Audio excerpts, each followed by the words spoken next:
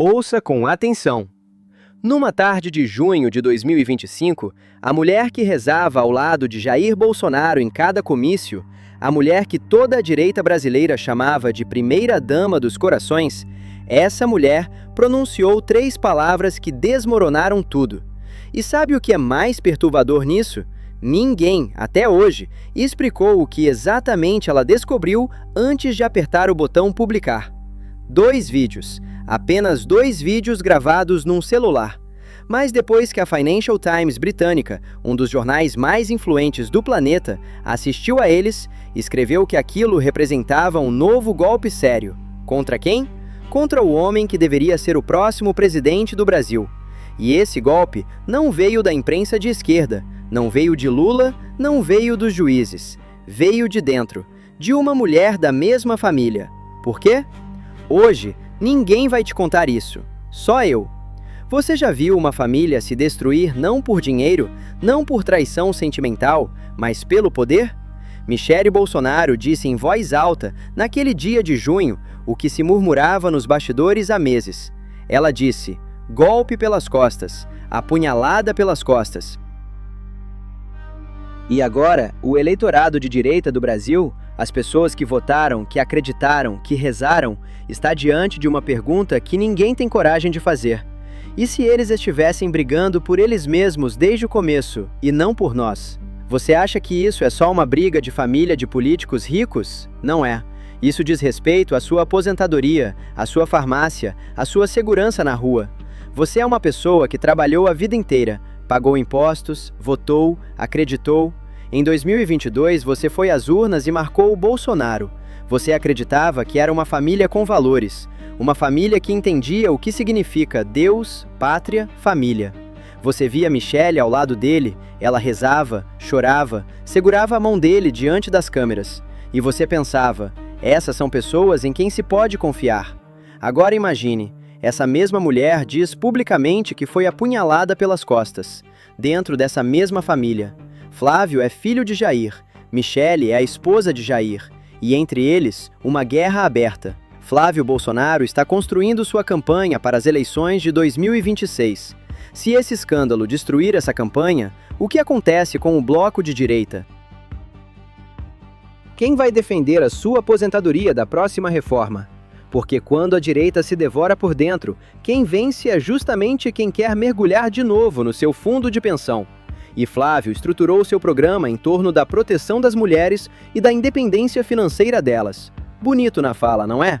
Mas se Michele, a mulher do círculo mais íntimo de sua família política, diz que ele a traiu, o que valem as promessas dele para proteger você?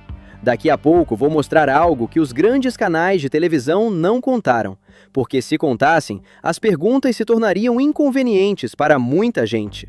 Vamos começar do princípio, não daquele dia de junho, um pouco antes. Flávio Bolsonaro anuncia sua candidatura à presidência para as eleições de 2026. O partido é o PL, o mesmo partido em que Michele também está afiliada. Tudo parece um projeto de família, o filho continuando a obra do pai. Uma história bonita, mas vamos ver o que estava acontecendo nos bastidores. Flávio começa a montar uma coalizão. Precisa de um candidato a vice-presidente. As negociações começam. E aí aparece o primeiro sinal de alarme que todo mundo ignorou. A candidata a vice-presidente na chapa de Flávio se filia ao Republicanos. Parece detalhe, né? Mas o problema é que ela fez isso sem avisar a liderança da coalizão, sem acordo, simplesmente foi lá e se filiou. O que isso significa em linguagem política? Significa que alguém está tomando decisões por fora dos combinados, alguém está jogando seu próprio jogo. E então vem aquele dia. Michele Bolsonaro publica não um, mas 2 vídeos. 2. Isso é importante. Ela se preparou. Não foi uma explosão emocional. Ela pensou. Ela escolheu as palavras. E as palavras que ela escolheu foram estas. Flávio lhe deu uma apunhalada pelas costas. Em política, essa expressão não significa apenas traição. Significa que a pessoa em quem você confiava usou essa confiança contra você.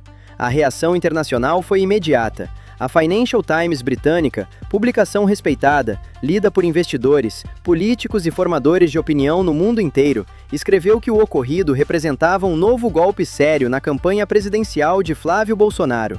Não foi tabloide brasileiro, não foi canal oposicionista, foi a Financial Times. Quando um veículo desse porte usa a palavra sério, não é figura de linguagem. E agora um fato que pouca gente conectou.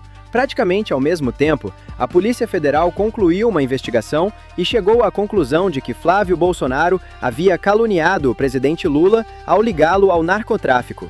Pense nisso. Pressão externa, uma investigação policial. Pressão interna, uma acusação pública da Michelle. 2 golpes simultâneos. Coincidência? Ou não? Mas a pergunta mais importante, quem se beneficia com tudo isso, vou responder daqui a pouco. E a resposta vai te surpreender. Agora vou dizer o que as pessoas têm medo de falar em voz alta. Jair Bolsonaro está sob investigação. Sua carreira política está praticamente congelada. O que isso significa? Que há um enorme eleitorado, milhões de brasileiros que votaram nele, que ficou sem liderança. Esse é o legado político em disputa. Flávio quer ele, mas Michelle também quer. E a pergunta é, eles chegaram a um acordo sobre quem manda? Pelos 2 vídeos daquele dia de junho, claramente não. Flávio constrói seu programa eleitoral com foco na proteção das mulheres e na independência financeira. Palavras bonitas. Mas vamos ser honestos. Quando um político fala em proteger mulheres, e a mulher do círculo mais próximo dele diz que foi traída por ele, o que isso diz sobre seus valores reais? Diz que o programa é vitrine. Por trás da vitrine, há uma história completamente diferente. A Financial Times não escreve sobre brigas políticas brasileiras à toa. Esse jornal acompanha o dinheiro e o clima de investimento.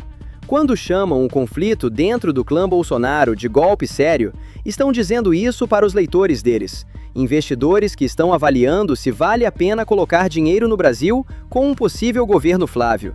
Isso significa que o escândalo já ultrapassou os limites de uma briga familiar. Ele se tornou um fator que influencia a economia do país. E a economia do país é o preço no seu supermercado, a cotação do real, o remédio na sua farmácia. Aqui está o que ninguém está dizendo em voz alta. A candidata a vice se filia ao Republicanos sem avisar ninguém. Michelle anuncia publicamente a traição. Tudo isso acontece ao mesmo tempo em que a investigação policial contra Flávio é concluída. Isso não é caos. Em política, coincidências não existem. Alguém está coordenando esses golpes. Alguém sabia o que ia acontecer e quando. E esse alguém não está fora do campo bolsonarista. Está dentro. Me diga uma coisa. Se você fosse Michelle e quisesse simplesmente expressar uma mágoa pessoal, você gravaria um vídeo ou 2? 2 vídeos é estratégia, não são lágrimas, é um plano. E tem outra pergunta que quero que você guarde na cabeça. Por que justamente agora? Por que não um mês antes, não um ano antes, mas exatamente naquele momento, quando a campanha de Flávio ainda estava ganhando tração? Tudo bem, política é uma coisa, mas vamos falar sobre o que isso significa para você. Para a pessoa que sai cedo e vai à farmácia e vê que o remédio subiu de preço de novo. Para a pessoa que recebe aposentadoria e fica calculando se vai chegar ao fim do mês. O eleitorado de direita do Brasil são milhões de pessoas da sua geração que votaram em Bolsonaro em 2018 e em 2022. Vocês votaram por valores concretos: ordem, família, segurança, respeito à religião. E agora? A família Bolsonaro se desfaz publicamente diante dos seus olhos. Uma parte desses eleitores vai seguir Michelle, outra vai seguir Flávio. Uma parte vai simplesmente ficar em casa no dia da eleição. E quando a direita racha, quem vence é a esquerda. Não é opinião, é matemática eleitoral.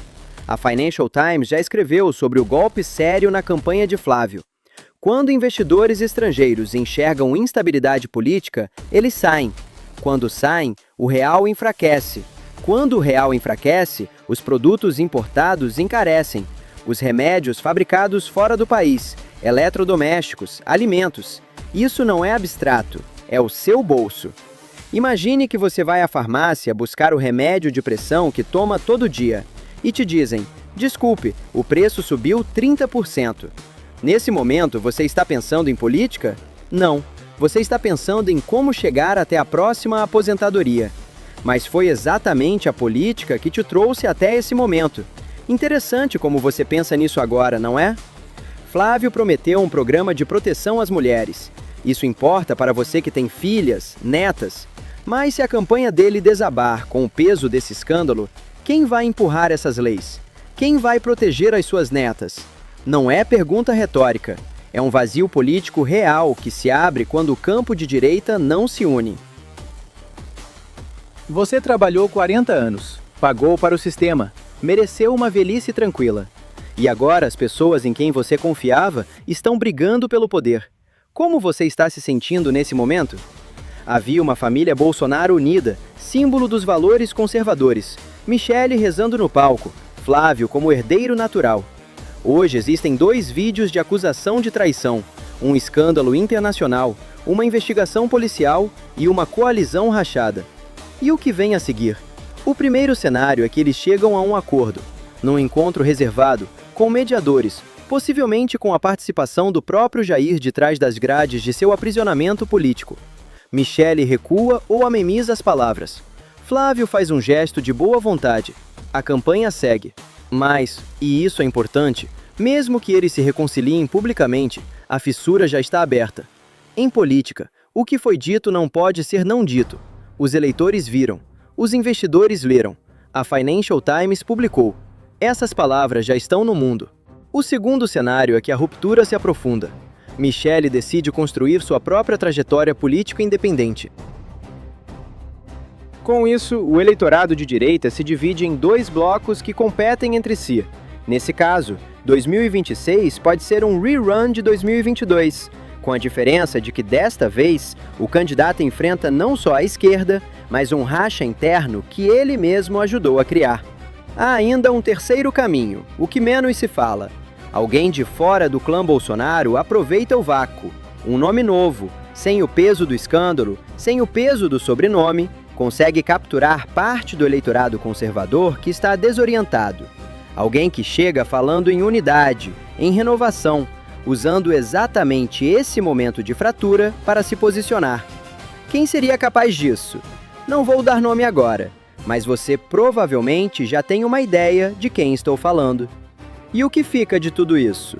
Fica a sensação de que as pessoas em quem a gente acredita raramente estão brigando pelas causas que proclamam. Estão brigando pelo espaço, pelo poder, pelo microfone. A causa é o argumento, o poder é o objetivo. Sempre foi assim? Talvez. Mas quando você descobre isso de dentro, quando a palavra vem de quem estava no mesmo palco, rezando as mesmas orações, a decepção tem um peso diferente. Você reconhece esse sentimento? Aquele de ter acreditado de verdade e perceber que talvez fosse mais complicado do que parecia? Muita gente está sentindo exatamente isso agora. O que você faz com essa sensação? Fecha os olhos e volta a confiar? Ou olha com mais cuidado da próxima vez? Não existe resposta certa, mas a pergunta, essa você não consegue mais não fazer.